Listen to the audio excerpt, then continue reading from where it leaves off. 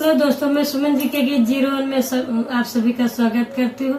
आज एक बरुआ गीत लेके आई हूँ जो कि मेरी मम्मी का गाना है, उन्होंने मुझे बताया था। आप लोग सुनिए और बताइए कमेंट में कि एक बरुआ गीत कैसे लगा। धन्यवाद।